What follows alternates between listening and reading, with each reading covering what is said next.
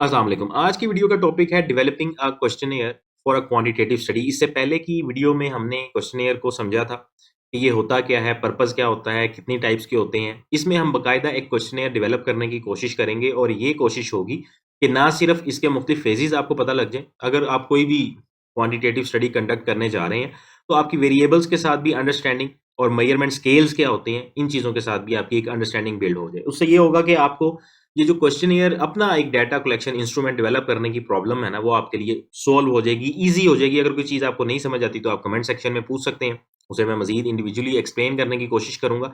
बहरहाल इस वीडियो को देखने के बाद उम्मीद है इंशाल्लाह आप इस काबिल हो जाएँगे कि आप अपना डाटा कलेक्शन टूल या क्वेश्चनियर डेवलप कर सकें।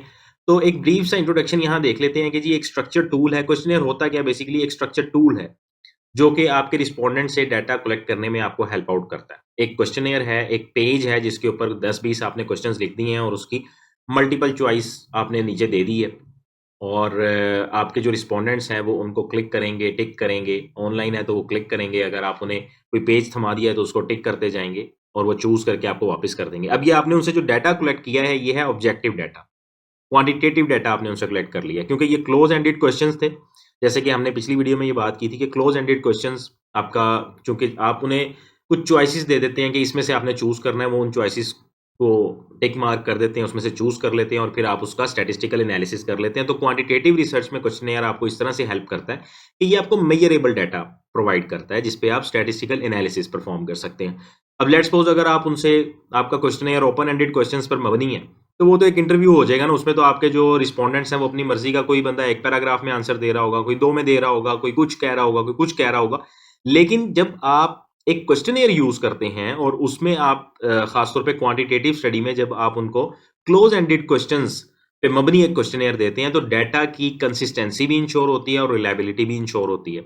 अच्छा, रिलायबिलिटी एक और कॉन्सेप्ट है। रिलायबिलिटी और वैलिडिटी किसी क्वेश्चनियर की चेक करने की कुछ अलग टूल्स भी होते हैं, टेक्निक्स भी होती हैं, उन्हें हम किसी और वीडियो में डिस्कस करेंगे। बहरहाल एक ही क्वेश्चनियर आप जब देते हैं अपने रिस्पोंडेंट्स को और उसमें सेम क्वेश्चंस होते हैं, सेम चॉइसेस होती हैं, तो ये ऑब्जेक्टिव डाटा कंसिस्टेंट होता है। सब लोग एक समझ लें कि सर्कल के अंदर रहते हुए जवाब दे रहे होते हैं और आप जो डाटा कलेक्ट करते हैं उसमें एक हार्मनी होती है, एक कोहेरेंस होती है, ठीक है?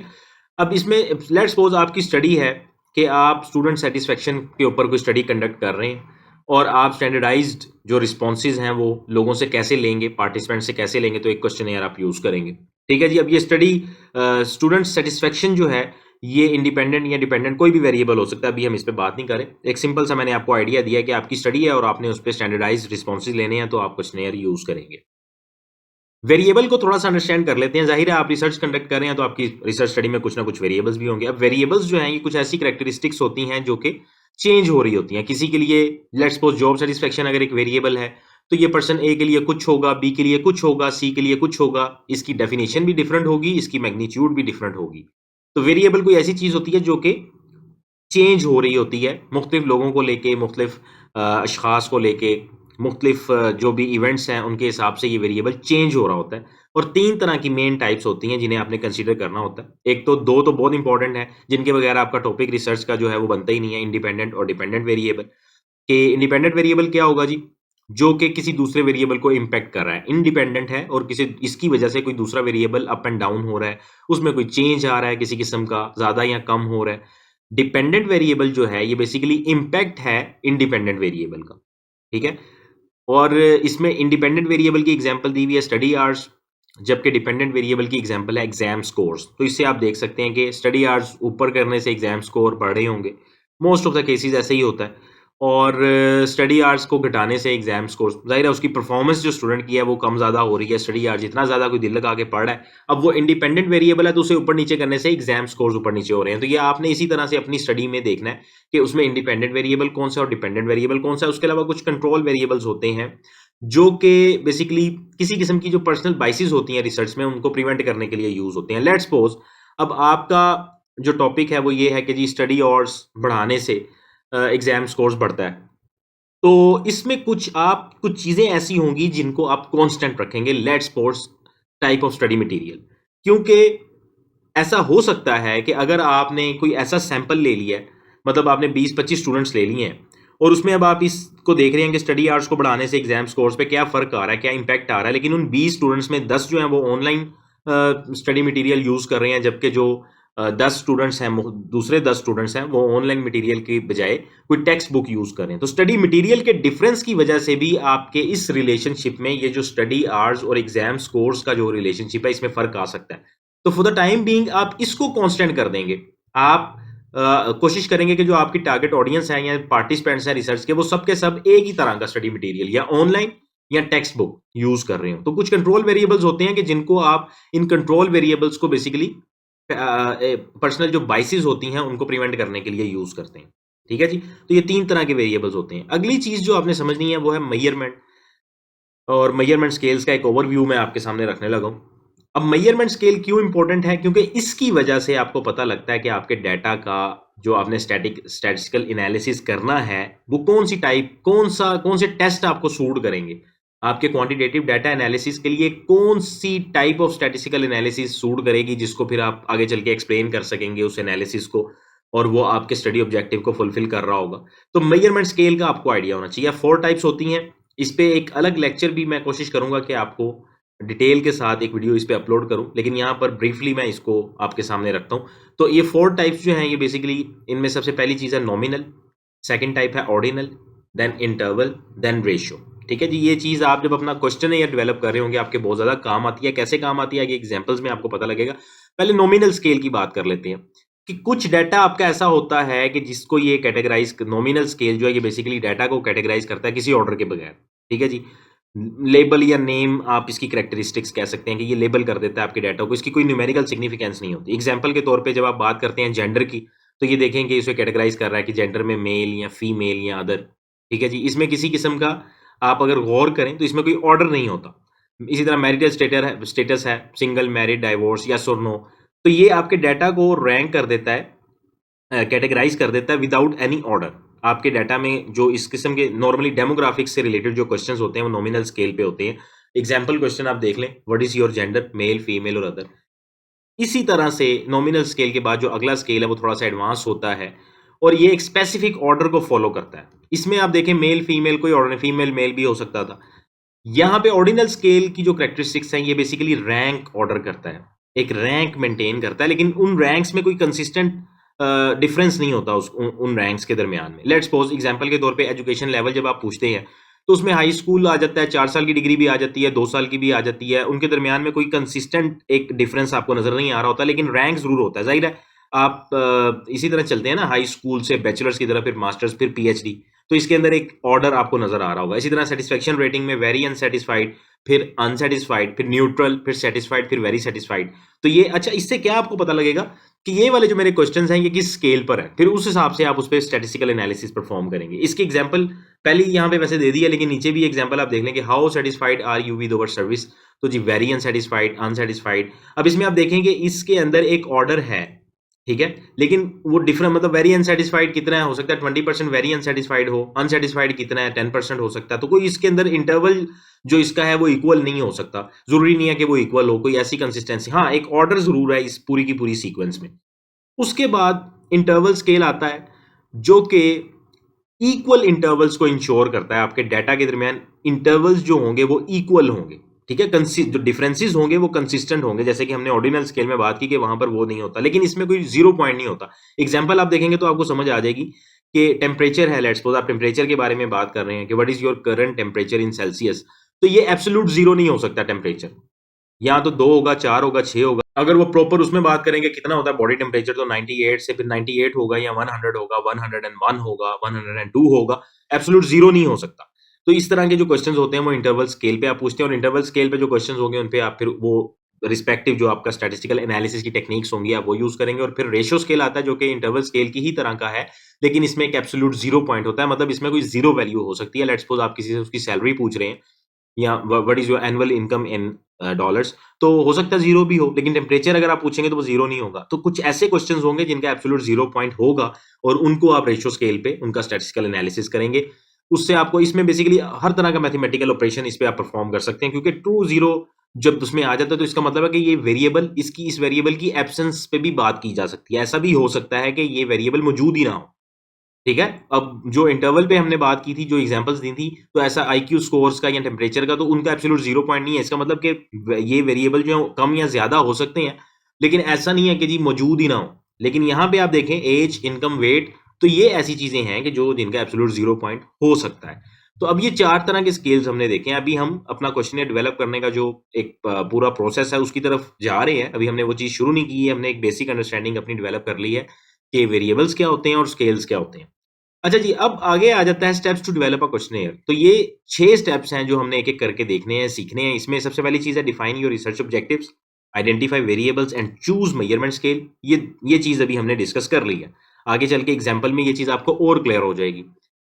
फिर उसके बाद आपने क्वेश्चंस डेवलप करने हैं, क्वेश्चन की टाइप्स चूज़ करनी है, पायलट टेस्ट करना है और revise and finalise your questionnaire. तो सबसे पहला स्टेप है जी डिफाइन योर रिसर्च ऑब्जेक्टिव। सबसे इंपॉर्टेंट चीज़ है, रिसर्च ऑब्जेक्टिव डिफाइन कर लेंगे, रिसर्च क्वेश्चन डिफाइन कर लेंगे तो क्वेश्चनेयर आपका आधा बन जाएगा। अपना जो आपका रिसर्च का एम है उसे आप क्लियरली आउटलाइन करें। उसको आप क्या प्रॉब्लम सॉल्व करना चाह रहे हैं, क्या आपकी चीज़ है, कौन सा आप फिनोमिनन इन्वेस्टिगेट करना चाह रहे हैं, वो सारी चीज़ें उसको आप आउटलाइन करें। अपने रिसर्च क्वेश्चन को स्पेसिफाई करें, कौन सी इन्फॉर्मेशन आपको चाहिए, किस इन्फॉर्मेशन की वजह से आपकी प्रॉब्लम स्टेटमेंट या आपका रिसर्च क्वेश्चन जो है वो आंसर होगा, वो चीज़ें हाईलाइट करें। अब लेट्स सपोज ये सब कुछ करने के बाद आप इस नतीजे पर पहुंचते हैं कि मेरा रिसर्च ऑब्जेक्टिव जो है वो क्लियरली ये है कि to assess the relationship between study habits and academic performance among university students. ये कंप्लीट रिसर्च ऑब्जेक्टिव है जिसके अंदर इंडिपेंडेंट वेरिएबल, डिपेंडेंट वेरिएबल और यूनिवर्सिटी स्टूडेंट्स की भी आपने बात कर। अच्छा, ये कंट्रोल वेरिएबल के तौर पे भी आप इसे दे सकते हैं, टारगेट ऑडियंस के तौर पे तो देख ही सकते हैं, लेकिन कंट्रोल वेरिएबल का मतलब ये है कि स्टडी हैबिट्स और एकेडमिक परफॉर्मेंस अगर आप ऐसे ही जनरली स्टूडेंट्स की मेजर करने लग जाए ना, तो आपको कॉलेज के स्टूडेंट्स की कुछ और रिजल्ट्स निकलेंगे, स्कूल के स्टूडेंट्स के कुछ और रिजल्ट्स निकलेंगे, यूनिवर्सिटी स्टूडेंट्स के कुछ और रिजल्ट्स निकलेंगे। तो यहाँ पे यूनिवर्सिटी स्टूडेंट्स को आप कंट्रोल वेरिएबल के तौर पे भी देख सकते हैं, लेकिन मेरा लिए यहाँ पे टारगेट ऑडियंस है या आपकी रिसर्च की जो मेन पॉपुलेशन है वो है, उसको ये रेफर कर रहा है। तो अब ऑब्जेक्टिव क्लियर हो गया कि हमने क्या देखना है कि स्टडी हैबिट्स और एकेडमिक परफॉर्मेंस के दरमियान में क्या रिलेशनशिप होता है, ये स्टडी हम कंडक्ट करने जा रहे हैं। तो दूसरा स्टेप हमारा क्या होगा जी, अब आप क्वेश्चन डेवलप करने, प्रैक्टिकली आप डेवलप कर रहे हैं, ऑब्जेक्टिव आपने डिफाइन कर लिया। अब आप अपने ऑब्जेक्टिव में देखें कि इंडिपेंडेंट और डिपेंडेंट वेरिएबल्स कौन से हैं और डिसाइड करें कि कौन सा मेजरमेंट स्केल इन्हें सूट कर रहा है। जो मेरे इंडिपेंडेंट और डिपेंडेंट वेरिएबल्स हैं, इनको कौन सा मेजरमेंट स्केल सूट कर रहा है। लेट्स सपोज आपका एक इंडिपेंडेंट वेरिएबल जो हमारे इस वाले रिसर्च ऑब्जेक्टिव में है वो है स्टडी हैबिट्स, जो कि डिपेंडेंट वेरिएबल एकेडमिक परफॉर्मेंस को इंपैक्ट करेगा या कर रहा है, ये हमारी assumption है कि करेगा। अब स्टडी हैबिट्स को अगर आप देखें तो इसमें पुअर, फेयर, गुड, एक्सीलेंट ये ऑप्शन आपके पास हो सकती हैं, या तो पुअर होंगी या फेयर होंगी या गुड। तो ये ऑर्डिनल स्केल पे आपका वेरिएबल है। किस तरह से है, क्योंकि ये एक ऑर्डर तो मेंटेन कर रहा है, लेकिन ये किसी किस्म का इसमें कोई कंसिस्टेंट डिफरेंस नहीं है और इसमें कोई एब्सोल्यूट 0 पॉइंट नहीं है। ऑर्डिनल इसको ज़्यादा अच्छे तरीके से रिप्रेजेंट कर सकता है या एक्सप्लेन कर सकता है ये स्केल, तो इसे हमने ऑर्डिनल का नाम दे दिया। जबकि एकेडमिक परफॉर्मेंस अगर आप उसे जीपीए की मद में कंसीडर कर रहे हैं तो वो रेशियो स्केल पे होगा, क्योंकि जीपीए 0 हो सकता है। लेकिन जी थर्ड स्टेप जो है वो आपका है, अब आपने क्वेश्चन की आइटम्स, जो आपके क्वेश्चनियर में आइटम्स हैं, उनको डेवलप करना है। क्लियर एंड कंसाइज क्वेश्चंस आपने बनाने हैं अपने वेरिएबल्स को देखते हुए, और कोशिश ये करनी है कि जो भी क्वेश्चन आप बना रहे हैं वो आपके वेरिएबल के साथ मैच कर रहा हो, अलाइन हो रहा हो, उस वेरिएबल को आंसर करने की कोशिश कर रहा हो। जब आप क्वेश्चन डेवलप करने लगे अपने क्वेश्चनियर के, तो आपने कोशिश करना है कि कोई भी बाइस्ड क्वेश्चन या लीडिंग क्वेश्चन नहीं उसमें आपने रखना। मतलब ऐसा क्वेश्चन ना हो कि वो क्वेश्चन पढ़ के ही जो रिस्पोंडेंट है वो उसके ज़हन में आंसर आ जाए कि जी इसका ये आंसर होना चाहिए। मैं आगे चल के ये चीज़ एग्जाम्पल से भी समझाऊंगा। बहरहाल सिंपल लैंग्वेज यूज करें, बी स्पेसिफिक, जैसे ये एग्जाम्पल दी हुई है कि how many hours do you study per week. अब अगर आप इस क्वेश्चन को भी देखें तो ये भी रेशियो स्केल पर है, क्योंकि 0 एब्सोल्यूट 0 पॉइंट इसमें हो सकता है और इंटरवल स्केल को भी ये रिप्रेजेंट कर रहा है।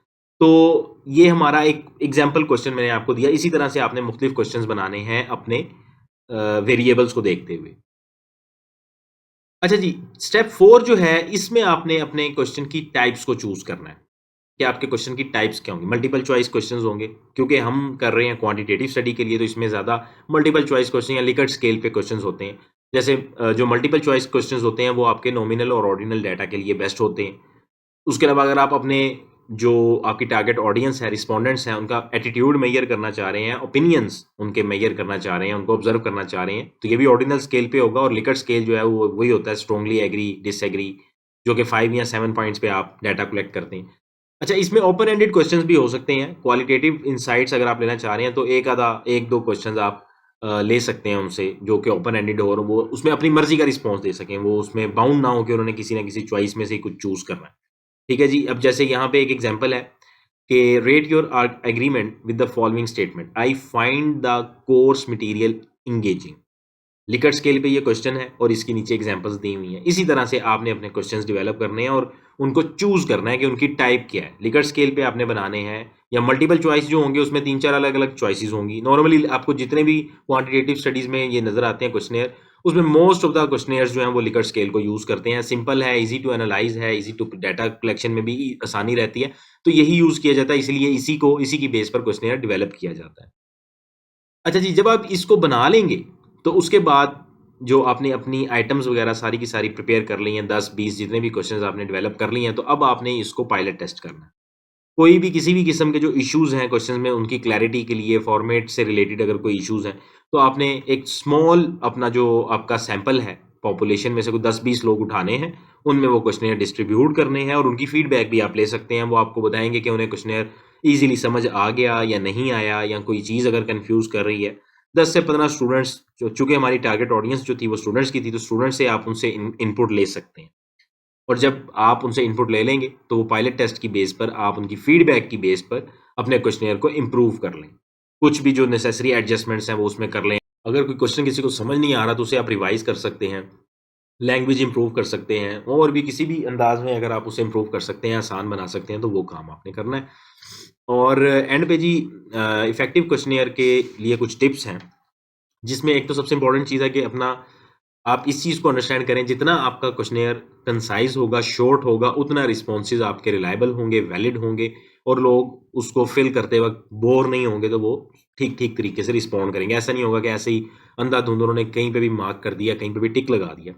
जितना स्पेसिफिक होगा उतना ज़्यादा एम्बिग्यूटी को आप अवॉइड कर सकेंगे। उसके बाद जो क्वेश्चंस हैं वो एक लॉजिकल फ्लो में ऑर्गेनाइज होने चाहिए। मतलब ऐसा नहीं है कि अभी आप पूछ रहे हैं स्टडी हैबिट्स के बारे में और अगला क्वेश्चन आपका आ रहा है एकेडमिक परफॉर्मेंस के बारे में, फिर अगला क्वेश्चन आ रहा है स्टडी हैबिट्स। पहले आप एक वेरिएबल के ऊपर जितने क्वेश्चंस बनते हैं, जो लॉजिकल फ्लो है उसको लेके चलें, ताकि वो इस चीज़ से भी कंफ्यूज ना हो कि मैं ये ऐसा होता है कि आपको अगर वो समझ ही नहीं आ रही कि यार एक बात कुछ पूछ रहा है, अगली कुछ पूछ रहा है, तो लोग बोर हो जाते हैं और वो नॉर्मली उसका इम्पैक्ट जो है वो रिस्पॉन्स रेट पे आता है। उसके बाद न्यूट्रल लैंग्वेज आपने यूज करनी है। कोई भी ऐसे क्वेश्चंस आपने यूज नहीं करने कि जिस क्वेश्चन को देखते ही इंसान का माइंड बन जाए कि इसका ये जवाब दे। ठीक है। और इनोनिमिटी को इंश्योर करना है, ऑनेस्ट आंसर्स लोग दें। ऐसा ना हो कि आपके क्वेश्चनियर में कोई ऐसी बात आपने पूछी है जो बहुत पर्सनल और स्पेसिफिक है, तो उसकी वजह से फिर लोग रिस्पॉन्स देते हुए जरा, मतलब अगर आप लेट्स सपोज अगर किसी क्वेश्चनियर के ऊपर आप कहते हैं कि जी अपना नाम लिखे बंदा जिसने रिस्पॉन्ड करना है, तो वो नाम लिखने की वजह से बाकी सारा कुछ जो है ना, वो अपना एक पर्सनैलिटी का जाली सा इंप्रेशन देने की कोशिश करेगा। अगर कोई चीज़ नेगेटिव भी है तो उसे पॉजिटिव बना के देने की कोशिश करेगा। तो कोशिश करें कि इन चीज़ों को आप अवॉइड करें। नॉर्मली जो चैलेंजेस होते हैं जिनकी वजह से आपको बाद में क्वेश्चन जब आप एनालाइज करने बैठते हैं क्वेश्चनेयर को और डाटा को, तो आपको प्रॉब्लम आती है इन चीज़ों की वजह से, जिसमें सबसे इंपॉर्टेंट चीज़ होती है डबल बैरल क्वेश्चंस। कोई भी ऐसी, मतलब आप दो चीज़ों के बारे में एक साथ पूछ रहे हैं तो ऐसा मत करें।